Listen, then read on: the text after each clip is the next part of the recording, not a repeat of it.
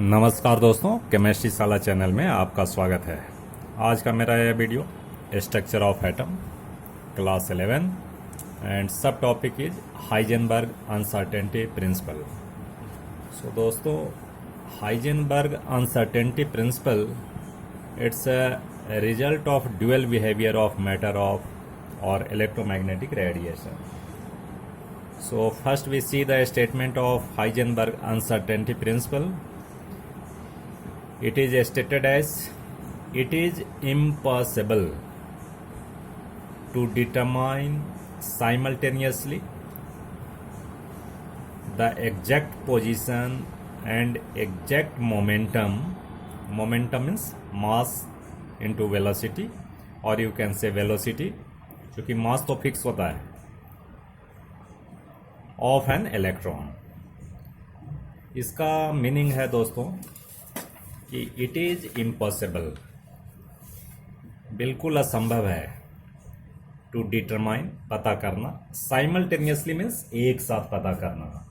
एक साथ आप पता नहीं कर सकते। क्या नहीं कर सकते भाई? द एग्जैक्ट लोकेशन, कहीं कहीं लिखा है द एग्जैक्ट लोकेशन और position, you can say exact position and exact momentum of an electron।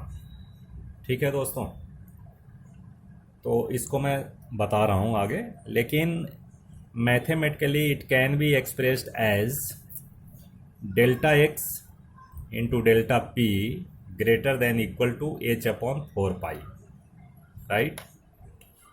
और delta x is uncertainty in position and delta p is uncertainty in momentum. So इस momentum को you can change delta x into delta v into m. M क्या है जी? मास। मास में uncertainty नहीं होगा भाई। जब भी होगा अनसर्टेनिटी वेलोसिटी में होगा, and due to uncertainty in velocity there is uncertainty in momentum. ठीक है दोस्तों, so you can write the equation in this way, delta x into delta v greater than equal to h upon 4 pi m. ठीक है दोस्तों, अब इसमें थोड़ा देख लेना है ये कि क्या है भाई। ये delta x is uncertainty in position, delta v is uncertainty in velocity, m is the mass of electron and h is Planck's constant। ठीक है दोस्तों, अब आगे देखते हैं। अब इसका एक्सप्लेन मैं कर रहा हूँ। फ्रेंड्स, हाइजेनबर्ग अनसर्टेनिटी प्रिंसिपल समझने के लिए आप इस तरह से समझ सकते हैं और बहुत आसानी से समझ सकते हो। देखो, अगर मान लो हम इलेक्ट्रॉन की बात अभी नहीं कर रहे हैं भाई, मान लीजिए इस पोजीशन से हमें कोई एक मूविंग बस है या मूविंग कोई भी व्हीकल्स है, राइट। इस मूविंग व्हीकल्स का हम पोजीशन एंड मोमेंटम एक साथ पता कर सकते हैं। यहाँ से पॉइंट ए, यहाँ से हम पोजीशन पता कर सकते हैं भाई कि कितने डिस्टेंस पे ये व्हीकल्स हैं, and second at this position what is its momentum. Momentum means p equal to m into v. तो कैसे पता करेंगे? पोजीशन तो पता हो जाएगा बाय यूजिंग मीटर स्केल। अगर मीटर स्केल यहाँ से यहाँ लगाओगे और देख लेंगे कि भाई इसका पोजीशन क्या है, कितने डिस्टेंस पे है, ये पता कर लेंगे। तो ठीक है भाई। अब एक चीज़ बताइए, ये मीटर स्केल इस बॉडी के कंपैरिजन में बहुत ही छोटा है भाई, बहुत ही स्मॉल है। अगर मान लो मीटर स्केल लगाओगे इस व्हीकल पे, तो इसमें क्या इसके कोलिजन से कोई इफेक्ट पड़ेगा क्या?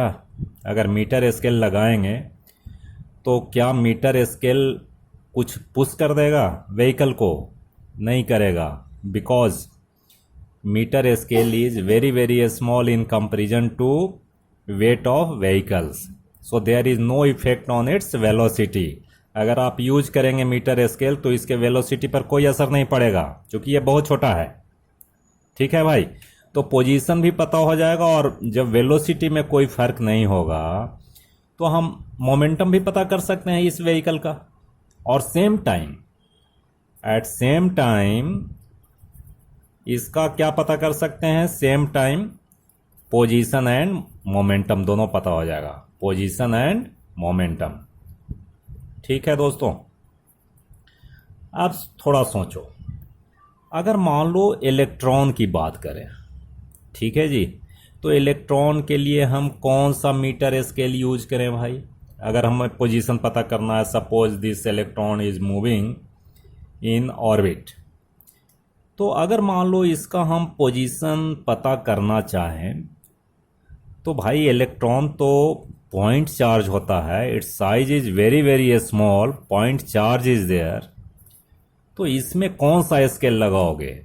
अगर मान लो पॉइंट चार्ज से बहुत ही छोटा स्केल हो, तब तो हम पोजीशन पता कर सकते हैं एंड मोमेंटम भी पता कर सकते हैं। बट अभी का जो समय है, इस समय हम क्या यूज कर सकते हैं भाई? लाइट रेडिएशन यूज कर सकते हैं, light radiation to measure the distance between a fixed point and electron. Position पता करना है तो लाइट रेडिएशन यूज करेंगे, यही सबसे छोटा है। अब देखो लाइट रेडिएशन में इसका वेवलेंथ होगा, तो वेवलेंथ जो है इसका, वेवलेंथ ये भी इलेक्ट्रॉन से बड़ा होगा भाई वेवलेंथ, राइट। अब जैसे ही हम कोई लाइट रेडिएशन इलेक्ट्रॉन पे मेजर करने के लिए यूज करेंगे, तो due to collision between radiation and electron क्या होगा भाई? इलेक्ट्रॉन गेट्स पुश्ड, होगा कि नहीं? क्योंकि इसका भी वेलोसिटी बहुत ज़्यादा होता है लाइट रेडिएशन का। अब जैसे ही इस पे फॉल होगा light radiation, so definitely there is collision and due to that collision the velocity of electron increase हो जाएगा भाई। तो एक चीज बताओ कि जैसे ही हम पोजीशन मेजर किया, तो उस समय मोमेंटम तो पता नहीं कर सकते, क्योंकि उसी समय उसका वेलोसिटी बढ़ गया भाई। तो एग्जैक्ट जो मोमेंटम है वो पता नहीं कर सकते, आई बात समझ? तो इसलिए अगर देखो सेपरेटली हम पता कर सकते हैं, इस पोजीशन पर separately you can determine the momentum, लेकिन पोजीशन जैसे ही पता करोगे, लाइट रेडिएशन जैसे ही यूज करोगे, इसका मोमेंटम बढ़ जाएगा। सो हाइजेनबर्ग अनसर्टेनिटी प्रिंसिपल ये कहता है कि it is not possible to determine position and momentum simultaneously, एक साथ नहीं कर सकते, अलग अलग कर सकते हैं। ठीक है, रीजन बात समझ आ गई? अब देखो, अब इसमें देखो कुछ बातें आती है कि बोर मॉडल क्यों फेल हुआ जी, कैसे हुआ, हम इससे प्रूव कर सकते हैं। आगे देखते हैं। यहाँ देखना है significance of Heisenberg uncertainty principal. First one is it rules out the existence of definite path of electron in an atom. देखो बोर मॉडल में क्या था भाई कि इलेक्ट्रॉन रिवॉल्व्स इन डेफिनिट पाथ। तो अगर डेफिनिट पाथ है, दिस पाथ इज डेफिनिट, तो क्या प्रॉब्लम है भाई? अगर मान लो ये पाथ डेफिनिट है, तो इसका मोमेंटम तो पता कर लेंगे, मोमेंटम पता हो जाएगा, मोमेंटम नोन हो जाएगा, राइट। पोजीशन तो ऑलरेडी नोन है। अगर पाथ फिक्स है तो पोजीशन, अगर मान लो सेंटर से इसका पोजीशन फिक्स्ड है जी, तो एक साथ तो पता हो जाएगा। यानी delta x and delta p can be calculated simultaneously if path of electron is fixed, shell is fixed. तो ऐसी बात है नहीं, ये रूल्स आउट करता है। ऐसा कैसे होगा? देखो यहीं पे मिस्टेक था। एक्चुअली जो बोर मॉडल में only particle nature of electron is considered, not wave nature of electron is considered here. अगर मान लो वेव नेचर होता तो ये जो डेफिनिट पाथ जो है इट्स नॉट डेफिनिट। ये क्या होगा भाई, पार्टिकल नेचर है तब तो डेफिनिट हो सकता है, अगर वेव नेचर होगा दैट मीन्स इलेक्ट्रॉन का मूवमेंट इस तरह से होगा, राइट। अब देखो अगर मान लो वेव नेचर होता तो अब it is very difficult to say कि what is the exact position and momentum of electron. अगर मान लो इलेक्ट्रॉन यहाँ हो तो मुश्किल है पता करना एक साथ मोमेंटम एंड पोजीशन। हो सकता है इलेक्ट्रॉन यहाँ हो सकता है इलेक्ट्रॉन यहाँ हो। It's not fixed distance from nucleus. आई बात समझ।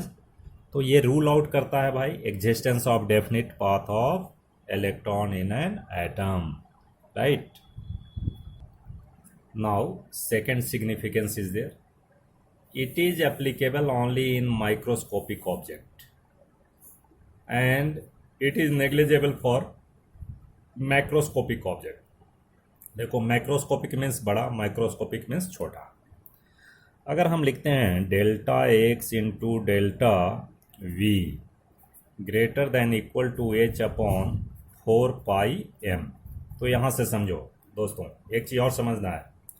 ये देखो uncertainty in position and uncertainty in velocity, ये दोनों का प्रोडक्ट होना चाहिए h अपॉन 4πm। तो इतनी बात तो समझ आता होगा कि अगर मान लो अनसर्टेनिटी इन पोजीशन कम है तो ये ज़्यादा होगा, अगर अनसर्टेनिटी इन वेलोसिटी कम है तो अनसर्टेनिटी इन पोजीशन ज़्यादा होगा।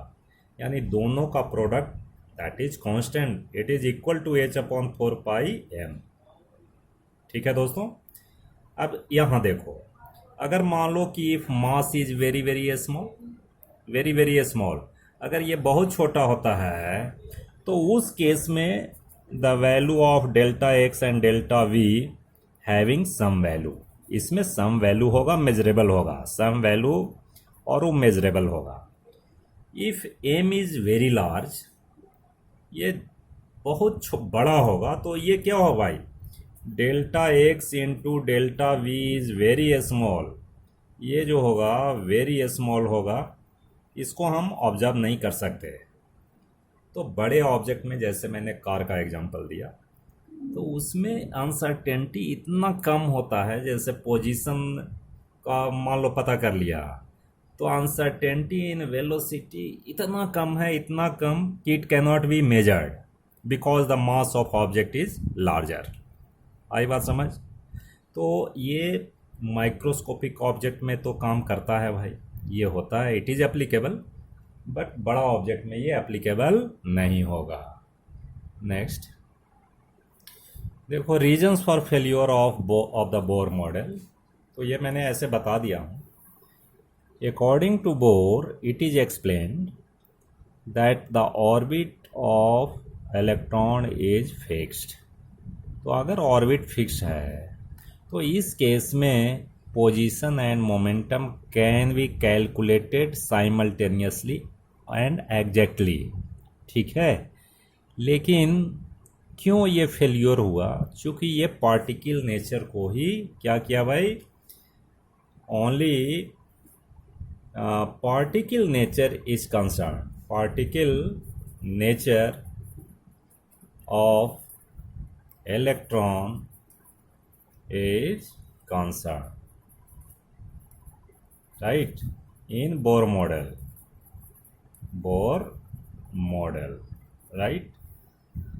अब क्या है भाई यहाँ, actually dual nature of electron is there. So if electron behaves as wave तो this path is not fixed. ये पाथ कैसा होगा भाई, इस तरह से होगा, right. Wave nature is there, so wave nature होगा तो it is difficult to find the exact location and momentum of electron simultaneously. तो देखो दो बात है, बोर मॉडल एक तो क्या कर रहा है भाई, डुअल नेचर को कॉन्ट्राडिक्ट कर रहा है, हाइजेनबर्ग अनसर्टेनिटी प्रिंसिपल को भी कॉन्ट्राडिक्ट कर रहा है, दो चीज़ कर रहा है. So that's why the failure of Bohr model, this is the reason, right friend.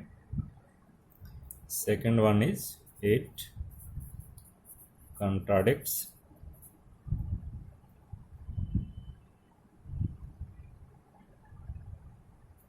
its Heisenberg uncertainty principle, right. तो ये this is all about Heisenberg uncertainty principle. अब दोस्तों इसमें कुछ न्यूमेरिकल प्रॉब्लम आता है, वो भी एक दो मैं दिखा दे रहा हूँ. Now the question is a microscope using suitable photon use कर रहा है, electromagnetic radiation, photon means H new, is employed to locate an electron in an atom within a distance of 0.1 angstrom. What is the uncertainty involved in the velocity? यानी uncertainty है भाई, distance यानी delta x, this is equal to 0.1 angstrom. तो इसको आप change कर लीजिए 0.1 into 10⁻⁻10 metre. This is the uncertainty. अगर अनसर्टेनिटी पोजीशन में कम होगा तो मोमेंटम में ज़्यादा होगा. What is the uncertainty involve in the velocity? तो सबसे पहले फॉर्मूला आप लिखिए, delta x into m delta v is equal to h/4π. और हमें निकालना क्या है, डेल्टा वी निकालना है, अनसर्टेनिटी इन वेलोसिटी. तो दिस इज h/4π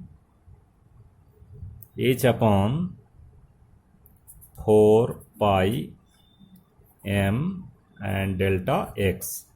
अब इसमें वैल्यू रख दो सभी, 6.6 into 10⁻⁻34 joule second, and here 4 into 3.14 into mass. अब यहाँ mass of electron you have to put 9.1 into 10⁻31 and